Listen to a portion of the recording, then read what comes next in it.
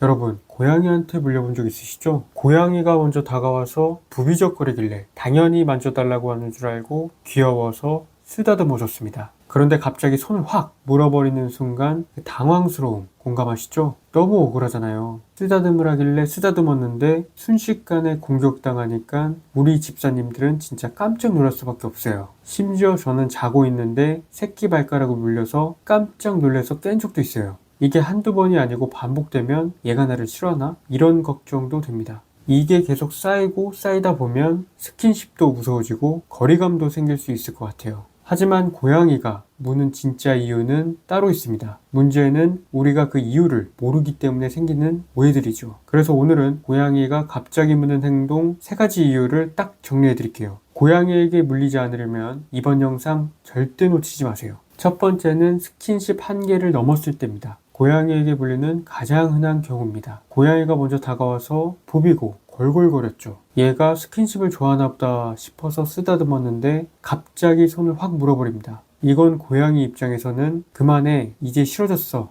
라는 말이에요. 특히 배, 꼬리, 발 같은 민감한 부위를 만지면 더 빨리 반응이 옵니다. 집사 입장에서는 갑작스럽지만 고양이 입장에서는 이미 신호를 보내고 있었던 거예요. 귀가 뒤로 젖히거나 꼬리를 살짝 흔들거나 시선이 날카로워지면 이제 좀 불편해라는 경고 메시지입니다. 그 신호를 읽지 못하면 결국 물리는 겁니다. 그럼 어떻게 해야 될까요? 방법은 생각보다 간단합니다. 고양이가 좋아하는 부위만 짧게 만져주세요. 머리, 미간, 턱, 밑, 등 같은 부위가 안전합니다. 보통 고양이는 평균 20초에서 30초 정도 스킨십을 편안하게 받아들입니다. 그 이상 만지려면 반드시 반응을 살펴야 됩니다. 불편한 신호가 보이면 그 즉시 스킨십을 중단해야 됩니다. 내가 만지고 싶어서 만지는 게 아니라 고양이가 허락하는 것을 기억하셔야 됩니다. 결국 중요한 건 시간이 아니라 눈치예요. 눈치 빠른 집사가 오래 사랑받습니다. 두 번째는 놀아달라는 요구입니다. 특히 아기 고양이거나 활동적인 고양이들이 많이 그래요.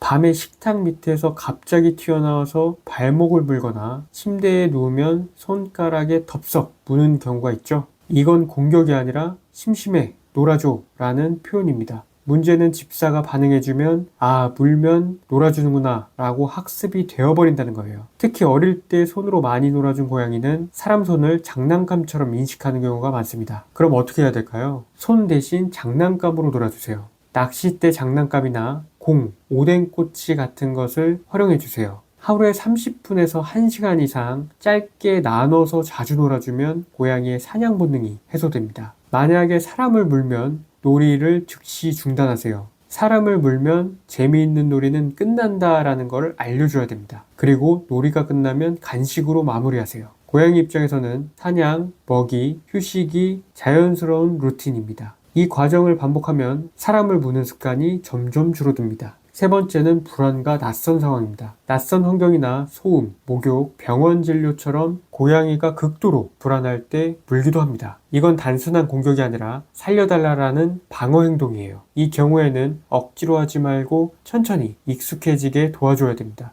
욕실이나 이동장 근처에서 간식을 주는 등 좋은 기억과 연결시켜주면 효과적이에요. 만약 억지로 밀어붙이면 트라우마만 쌓이고 집사를 무서운 존재로 인식하게 됩니다. 그러면 그 이후로는 스킨십도 회피하고 같은 공간에 있어도 계속 도망다니는 관계가 될 수 있어요. 정리하면 고양이가 집사를 무는 이유는 크게 3가지입니다. 첫 번째는 스킨십 한계를 넘겼을 때, 두 번째는 놀아달라고 관심을 끌 때, 세 번째는 불안과 낯선 상황일 때. 이유만 알면 해결은 생각보다 간단합니다. 고양이가 보내는 신호를 잘 읽고 손이 아닌 장난감으로 놀아주고 불안한 상황은 천천히 익숙해지게 만들어주면 됩니다. 저도 5년차 집사로서 우리 호두랑 살면서 느낀 게 있어요. 처음엔 물려서 당황하고 속상했는데 지금은 호두의 눈빛이나 꼬리만 봐도 기분이 보입니다. 가끔 배를 만지면 참다 살짝만 깨물고 도망가는데 그게 이제는 애정 표현처럼 느껴져서 너무 귀엽습니다. 결국 중요한 건 신뢰와 눈치예요. 눈치 빠른 집사가 오래 사랑받습니다.